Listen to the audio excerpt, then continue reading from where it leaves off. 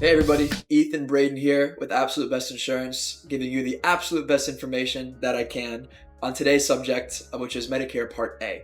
And I want to break down what Medicare Part A is and how much cost share is, your cost, when using Medicare Part A.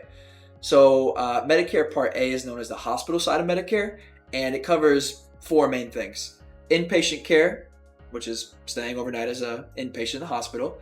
It covers skilled nursing facility care, hospice care, and home health care. Those are the four main parts of Medicare Part A. Now, Medicare Part A, a lot of people associate it with the hospital. So let's break down the hospital. So inpatient care in a hospital means that you're formally admitted to the hospital by a doctor and you're staying overnight. Now, Part A has deductibles and then co-insurances or co-pays associated with going to the hospital. And we're going to break that down right now. So Medicare Part A works directly with what's called a benefit period. A benefit period is basically the day you get admitted up until 60 days of you no longer receiving continuous care from any inpatient services. All of the numbers we'll talk about are in correlation with a benefit period. And the first 60 days of you getting admitted will cost you the Part A deductible, which is $1,676 per benefit period in 2025. And those numbers change every single year. They usually go up. So basically, if you go in the hospital and you're admitted as an inpatient, then you're going to pay $1,676 for the room and board of the hospital and the equipment there, not for the doctors, that falls under Part B, but really for the room and board associated with Part A. So $1,676 for the first 60 days. What happens after day 60? Well, days 61 through 90, it'll cost you $419 a day to stay at the hospital as an inpatient. And after day 90, you're paying $816 a day, basically up to your lifetime reserve days. And your lifetime reserve days is basically 60 days for your lifetime. And then if you stay longer than those 60 days, which costs you $838 a day, you're paying all the costs associated with staying, as an inpatient in the hospital. So that's how much it costs to receive services. Everything's about a benefit period, and let's break it down. If it's 2 months on the dot from now and you go to the hospital as an inpatient, your benefit period starts. 60 continuous days, if you're not receiving any care, as an inpatient, then basically benefit period ends. Go to the hospital 5 months later, another $1,676, depending on how long you stay. There's no limit to how many times you can incur a benefit period in a year, okay? Skilled nursing facility care is basically a short-term rehab, and there's basically to receive skilled nursing facility care, you have to have a 3-day minimum as medically necessary inpatient hospital stay. Can't be elective, has to be a 3-day minimum medically necessary inpatient hospital stay to get admitted to a skilled nursing facility. On top of that, the doctor must also certify that you need skilled nursing facility care. How much does it cost to receive skilled nursing facility care? Usually see a skilled nursing care facility next to a hospital or in close proximity to a hospital. And the first 20 days Medicare will pay for, which means it's zero for you. So days 1 through 20, $0 for skilled nursing facility care. Days 21 through 100 is $204 a day, right? And after day 100, you're paying all cost. What happens if you are discharged and you don't agree with the decision? You can appeal, but you would pay, basically all costs associated with days 21 through 100. So that's the situation with skilled nursing facility care. Next up is hospice. Unfortunate situation, but it does happen to all of us whenever we go. We're born and then we go. Basically, you need to be terminally ill to receive hospice care, and doctor needs to certify that. Not electively, not say that I'm terminally ill. Terminally ill means you have 6 months or less to live, and the doctor has certified that that's a situation for you.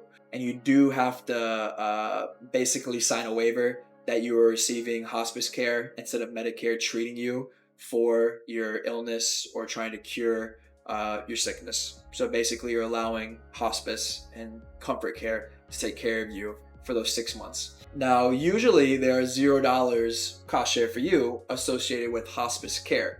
You do see a $5 copayment for some prescriptions to alleviate pain, such as pain management prescriptions. And if you receive respite care, which is basically a break from the person taking care of you for up to 5 days per time, you would pay 5% of the Medicare approved amount for respite care, which is basically a break for your caregiver. So most of the time, you're going to see a $0 copay for hospice care.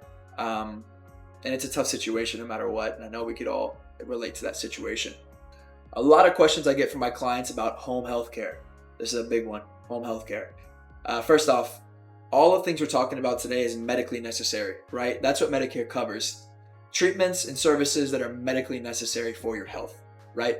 So home health care is, first off, needs to be medically necessary, doctor certified.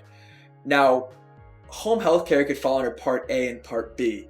Now, it's a little tricky how it works. Most of the time, home health care will have a $0 cost share associated with your services for home health care, unless the home health agency has to use some durable medical equipment to treat you.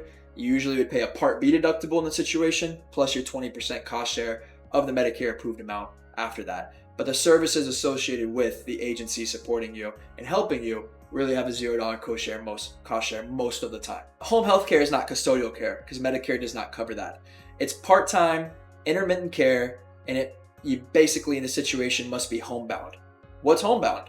It's basically having trouble leaving your house, or it's not recommended by your doctor to leave the house because of your condition. So with that being said, we see home health care in the situations of wound care, injections, therapy, situations like that where maybe you could go to a skilled nursing facility for it, but they could also be administered at your house too, so home health care. Medicare would cover bathing or walking or dressing in the situation of it being associated with your therapy care, right? So Medicare is not going to cover a home health aid company to come to your house or help you for 24 hours a day. It's not going to cover custodial care, helping you do your laundry, right? It's basically going to help you in some situations if you need more care, bathing, walking, eating, if it's associated with your therapy services that you're also receiving. And I always want you to keep in mind too that Part B is the side of durable medical equipment. So if there is equipment needed to help you with your home health care, that would be a separate bill of you paying the first Part B deductible of the year, which we'll get into the next video, and then you're paying 20% of the Medicare approved amount. But in most situations for the services you receive, you're going to pay $0 for those services. Now, how much is Part A? That we didn't talk about that. Part A is premium free, which is $0 for people who you or your spouse have paid 40 quarters into Medicare payroll taxes. So whether it be you or your spouse, if you pay 10 years into Medicare payroll taxes, you would get premium free Part A. If you have less than 30 quarters, you're basically have a premium for Part A. And if you have 30 through 39 quarters of Medicare payroll taxes, that is quarter.